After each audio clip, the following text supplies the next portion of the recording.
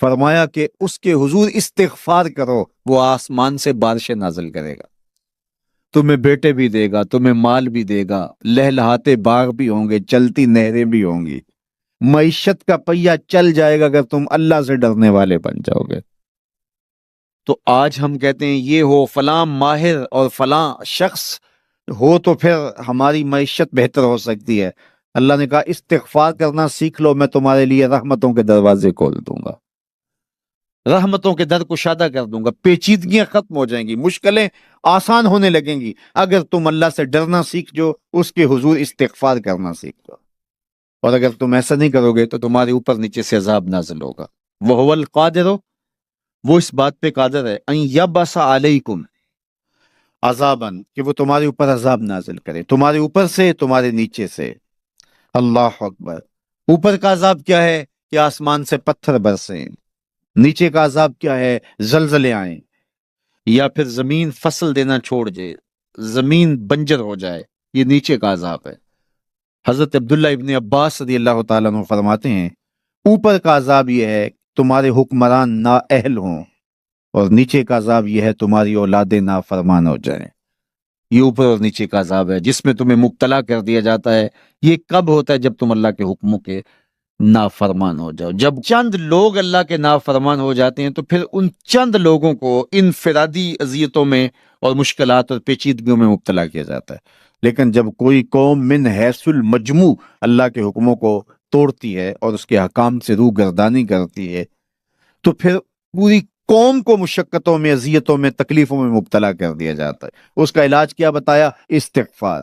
حضرت نوح علیہ السلام نے جو اپنی قوم سے کہا تمہیں مال بھی ملے گا، تمہیں دولت بھی ملے گی، تمہیں بیٹے بھی ملیں گے، سرسبز جو ہے وہ باغات بھی نصیب ہوں گے، ان کی شاخیں پھلوں سے لدی ہوئی ہوں گی، چلتی ہوئی نہریں اور برستی ہوئی بارش، ساون کے نچڑتے ہوئے بادل، اور ماحول کی خنکیاں اور خوبصورتیاں اور جمال اور لہلہاتے ہوئے سبزے، اور تمہارے اوپر ہر طرح کی عنایات برسیں گی اگر تم اللہ سے ڈرنا سیکھ جاؤ گے اور اللہ کے حضور استغفار کرنا سیکھ جاؤ گے، تمہیں خوشحال اور خوبصورت زندگی عطا کر دی جائے گی۔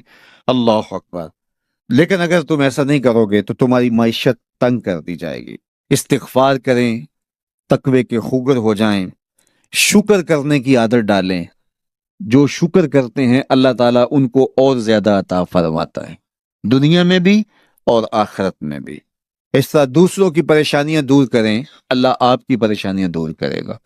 بانٹنے کا مزاج پیدا کریں، آپ کے پاس جو بھی ہے بانٹ دیں، علم ہے تو بانٹیں، خوشیاں ہیں تو بانٹیں، آپ کے پاس دولت ہے تو لوگوں کے دکھ اس دولت سے دور کرنے کی کوشش کریں۔ جب آپ بانٹنا شروع کر دیں گے تو آپ کا رب آپ کو عطا کرنا شروع کر دے گا۔ یہ بات ہو نہیں سکتی کہ انسان کی زندگی میں مشکل نہ ہو۔ جب انسان کو پیدا کیا گیا تھا، اس کا خمیر گویا گیا تھا، تو 39 دن تک اس کے خمیر پر مٹی جو گوندی گئی تھی انسان بنانے کے لیے، اس پر 39 دن دکھوں کی بارش ہوئی تھی اور ایک دن خوشیوں کا می برسا تھا۔ تو انسان کی زندگی میں خوشیاں اور غم اس تناسب سے ہیں۔ لَقَدْ خَلَقْنَا الْإِنسَانَ فِي قَبْضٍ، انسان کی زندگی مشقتوں کا مجموعہ ہے، حالات کی تلخیوں کے سے مقابلہ کرنا پڑتا ہے۔ لیکن حالات مشکل ہو جائیں تو ان سے نکلنے کا راستہ کیا ہے؟ تو سنیے قرآن کیا کہتا ہے، وَمَن يَتَّقِ اللَّهَ يَجْعَل لَّهُ مَخْرَجًا وَيَرْزُقْهُ مِنْ حَيْثُ لَا يَحْتَسِبُ، جو اللہ سے ڈرنے لگ جاتا ہے، تقوی اختیار کر لیتا ہے، تو پھر اللہ تعالیٰ جل شانہ اس کے لیے مخرج پیدا کر دیتا ہے، یعنی اس مصیبت سے نکلنے کے اللہ راستے دیتا ہے۔ یہ اس شخص کا مقصوم ہے جو اللہ سے ڈرتا ہے۔ اس پر مشکلات اس پہ بھی آتی ہیں، یہ نہیں کہ اس پہ مشکلات نہیں آتی، زندگی کی مشکلات کا وہ بھی شکار ہوتا ہے، لیکن جو ہی مشکلات آتی ہیں ان مشکلات سے نکلنے کا اللہ اسے راستہ بھی عطا کر دیتا ہے۔ اور دوسری بات، وَيَرْزُقْهُ مِنْ حَيْثُ لَا يَحْتَسِبُ، اللہ اس کو وہاں سے رزق دیتا ہے جہاں سے اسے گمان بھی نہیں ہوتا، وہاں سے رزق دے دیتا ہے۔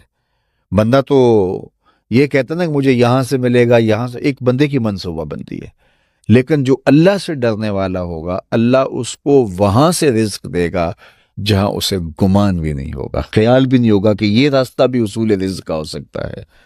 تو یہ میرے رب کا وعدہ ہے اور میرے رب کے وعدے سچے ہیں۔ تو جب تم اللہ سے ڈرنے لگو گے تو یہ تخت و تاج، یہ دنیا کی عزتیں، یہ تمہارے قدموں میں ہوں گی۔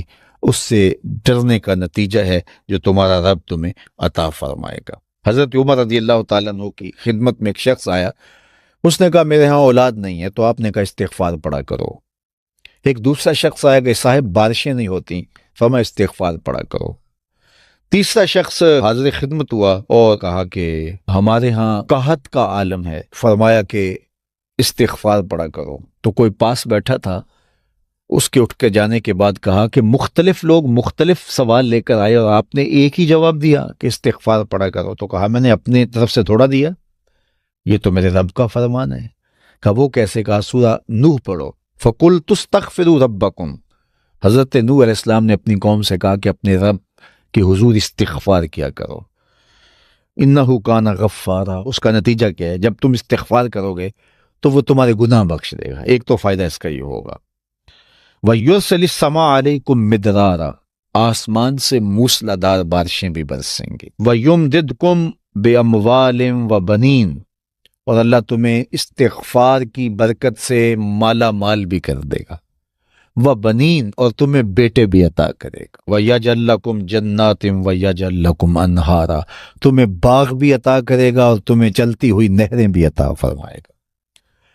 آج میں سمجھتا ہوں کہ پاکستانی قوم کو اجتماعی استغفار کی ضرورت ہے۔ آپ کے دریاؤں کا پانی سوکھ گیا، استغفار کریں گے، اللہ تعالیٰ ان کو پانیوں سے مالا مال کر دے گا، بارشیں ہوں گی، قحط سالیاں دور ہوں گی، بے اولادوں کو استغفار سے اولاد نصیب ہوگی، اور معیشت کی بہتری جو ہے وہ استغفار کے ذریعے سے ہوتی ہے۔